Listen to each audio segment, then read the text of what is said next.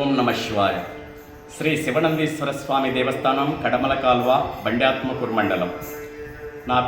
నేను ఇక్కడ అర్చకుణ్ణి. నా పేరు భవానీ శివశంకర్ శర్మ. నేను ఇక్కడ ప్రధాన అర్చకునిగా పూజ చేస్తున్నాం వంశపరపర్యంగా. అదేవిధంగా శ్రీ శివనందీశ్వర స్వామి ఈ నవనందుల చరిత్రను చెప్తున్నాను. ఈ నవరాత్రుల సందర్భంగా ఇక్కడ అమ్మవారికి, దుర్గామాతకు, శివనందీశ్వరికి నవరాత్రుల పూజలు జరపబడుతున్నవి. అంతేకాకుండా ఈ శివనంది యొక్క క్షేత్రం చరిత్ర ఏంటంటే, ఇక్కడ స్వామి కింద అంతా కోనేరు ఉందండి.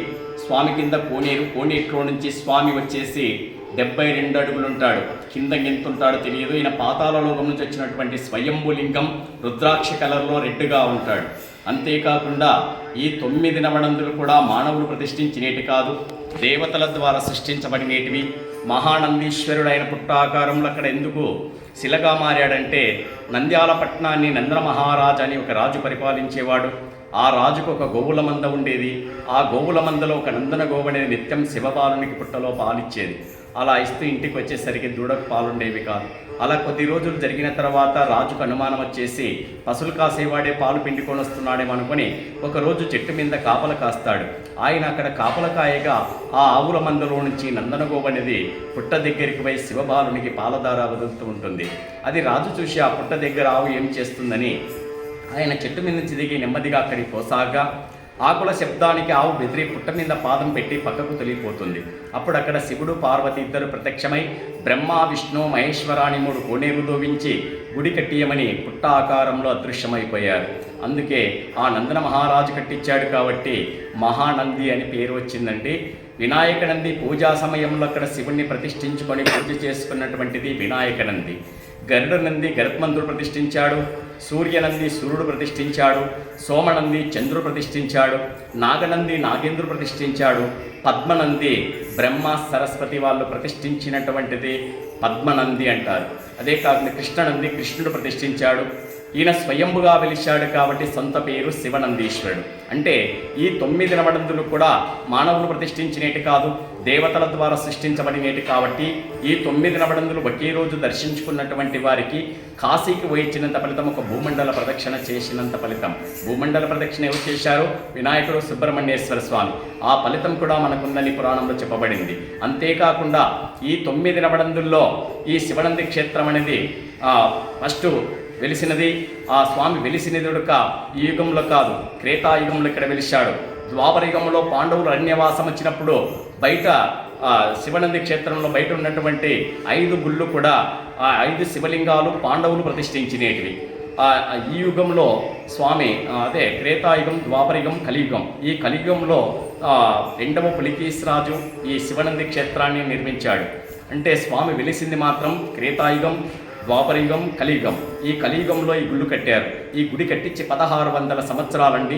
4వ శతాబ్దంలో 2వ పులికేశిరాజు గుడి కట్టించాడు. ఆయన ఎందుకు ఈ గుడి కట్టించాడంటే, ఆయనకు సంతానం లేదు. సంతానం లేక ఇంత రాజ్యం ఇంతుండి నాకు సంతానం లేక ఆయనని బాధపడుతూ దుఃఖిస్తూ శివుణ్ణి వేడుకుంటూ నిద్రపోయాడు.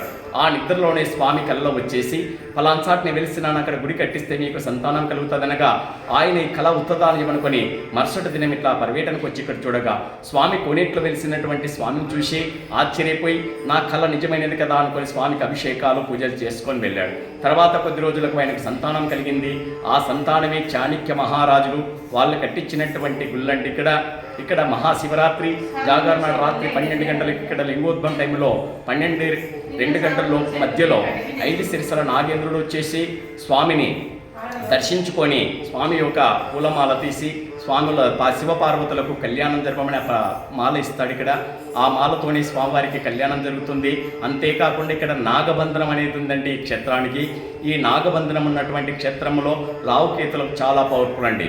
ఇక్కడ సర్పదోషమున్నా, కుజదోషమున్నా, నవగ్రహ దోషాలున్నా, ఏళ్ళనాటి శని ఉన్నా, వివాహం కాని వారికి కానీ, సంతానం లేని వారికి కానీ, ఆరోగ్యపరంగా కానీ, విద్యా ఉద్యోగపరంగా కానీ ఇక్కడ స్వామికి నువ్వుల నూనెతో తైలాభిషేకాలు జరుగుతాయండి.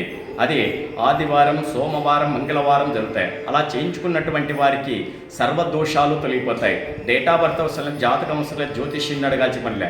ఇక్కడ ఒక్కసారి నువ్వులతో స్వామికి తైలాభిషేకం చేసుకుంటే మనలో ఉన్నటువంటివి మనకు తెలియనటువంటి దోషాలుగా ఇక్కడ తొలగిపోతాయండి. అంతేకాకుండా ఇక్కడ మంచి కోరిక, ఒకే కోరిక కోరుకొని స్వామి పైన మనం బొట్టు పెట్టుకున్న నుదురును ఆ స్వామికి తాకిచ్చగానే స్వామి నుండి లైట్గా వైబ్రేషన్ లాగా కానీ, స్వామి నెమ్మదిగా అలా కదిలినట్టు కానీ, మనసులో వణుకుడు కానీ, లేదంటే మన శరీరం ఇలా మెత్తగుందో ఆ విధమైనటువంటి స్పర్శ కానీ ఇక్కడ వస్తుంది. అలా వచ్చిందంటే మీరు కోరుకున్నది నెరవేరుతుందని స్వామి మీకు ఇక్కడే ఆశీర్వాదం ఇచ్చినట్లు. అలా వచ్చినట్టయితే స్వామి ఆశీర్వచనం మీకు వచ్చినట్టండి. అదేగా దేవుని మీద దృష్టి పెట్టి స్వామి మీదనే దృష్టి పెట్టాలి. మా పక్క ఆలోచన లేకుండా ఒకసారి ఆ స్వామి మీద దృష్టి పెడితే మీకు ఏమొస్తుందని కూడా తెలుస్తుంది. 100% అనుకున్నటువంటి నెరవేరుతాయండి ఇక్కడ. ఓం నమః శివాయ.